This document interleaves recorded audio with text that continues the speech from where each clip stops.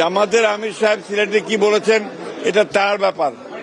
আমরা খুব পরিষ্কার করে বলি যে আমরা একটা গণতান্ত্রিক উদারপন্থী গণতান্ত্রিক রাজনৈতিক দল।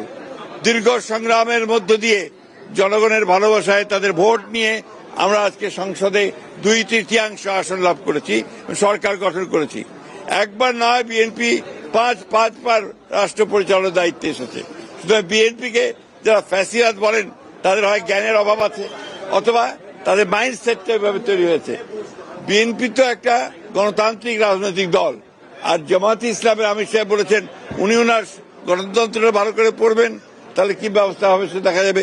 উনারা গণতান্ত্রিক দল কিনা সেটা উনারাই নিজেরা বিবেচনা করবেন। আপনার সরকারের মাত্র 4 মাস অতিরিক্ত হয়েছে, সময় হয়েছে, তাই না?